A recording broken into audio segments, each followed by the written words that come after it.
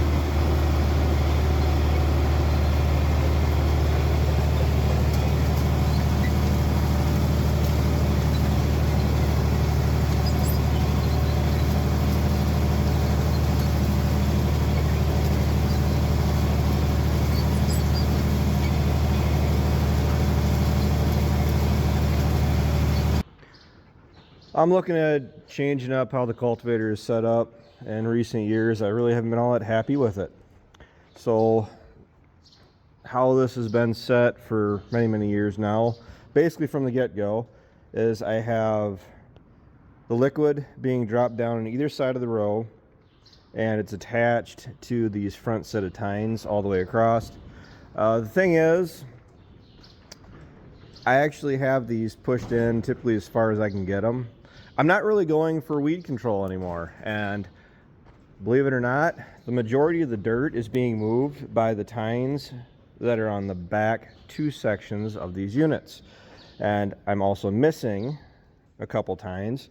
What my intentions are to do, after thinking about it for a good 20 seconds, is remove the cable ties, take a torch. I'm going immediately right to violence. Gonna cut all the bolts off, holding these on.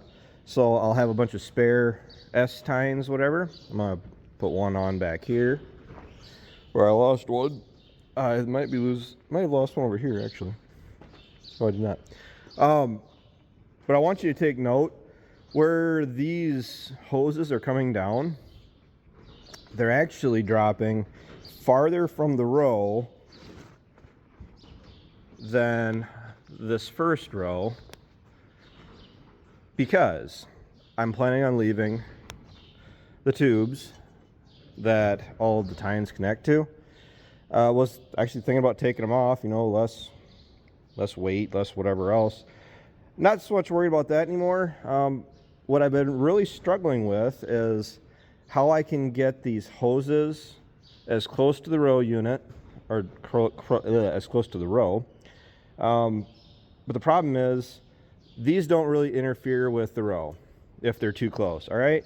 So the problem is then I'm talking about on turns and curves.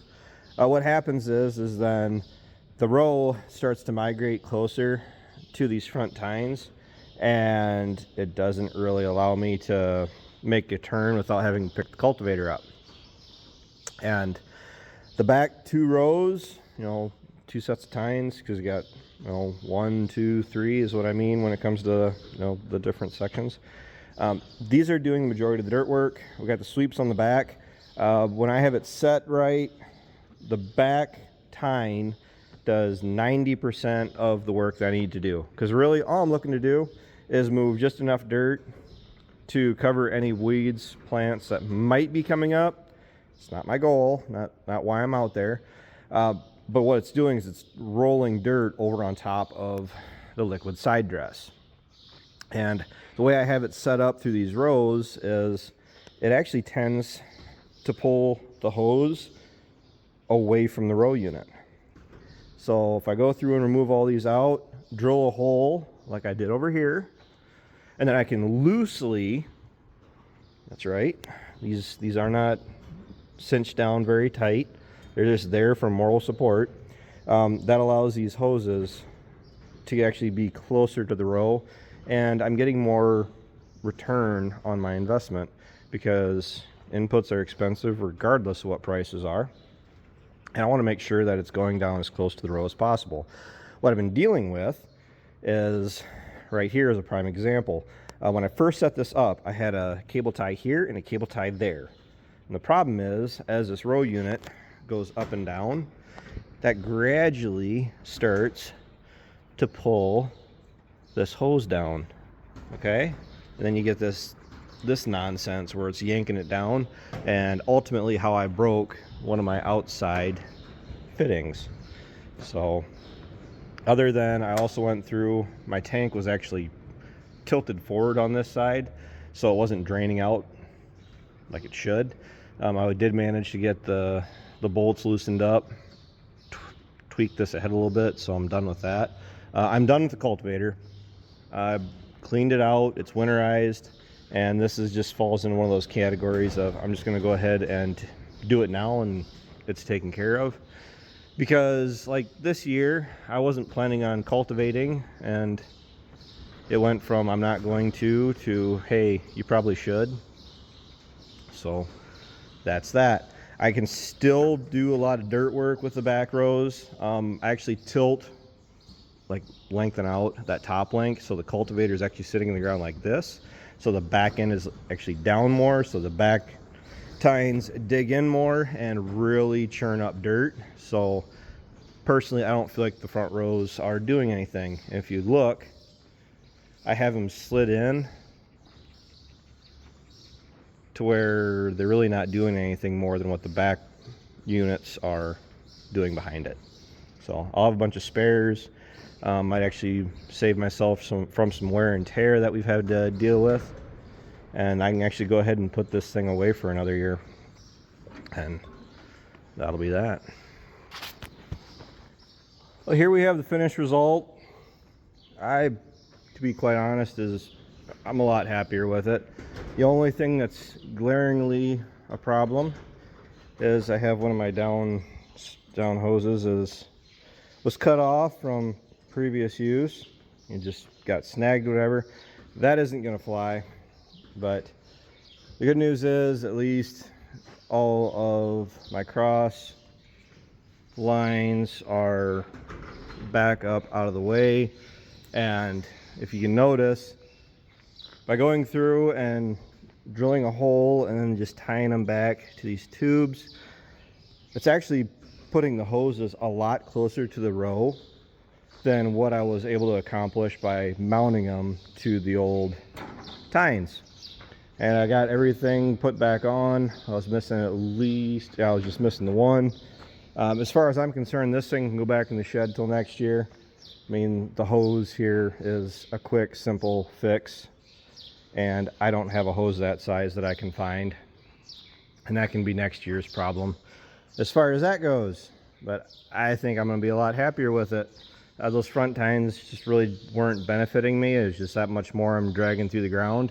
And would you believe it, but I can actually make this tractor lug go in 5th gear, 1500 RPMs, and if I'm actually digging it down where I am moving a lot of dirt, just with everything on the back end, I was actually digging a little bit.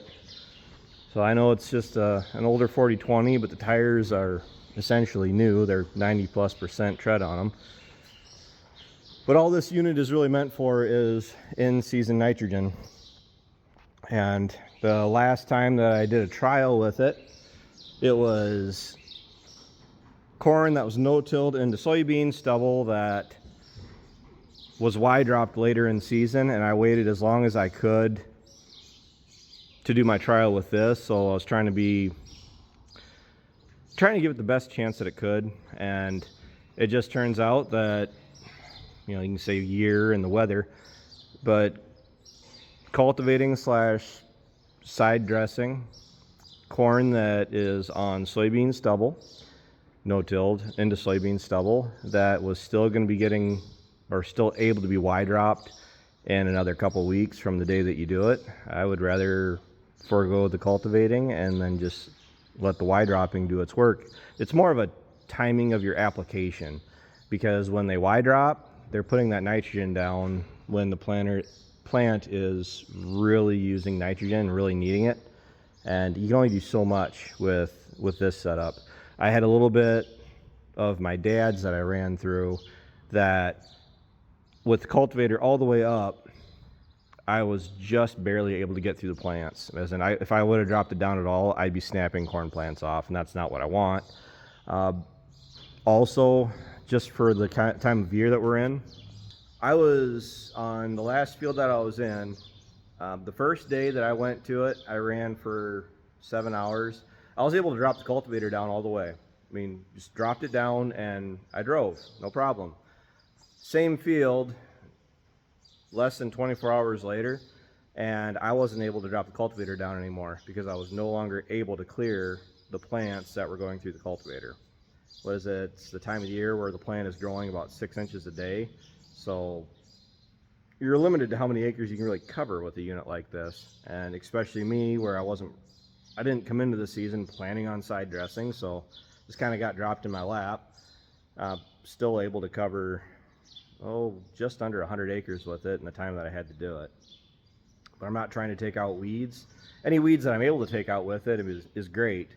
But I'm more or less just trying to stir the soil, get some air down into the soil, down to the roots, and get that nitrogen covered and at least in the soil. So then you're still appreciating a nice soaker rain to wash that nitrogen down into the roots. So that's all I got for the cultivator, guys. Thanks for watching. Thanks for tuning in. I'll talk to you later.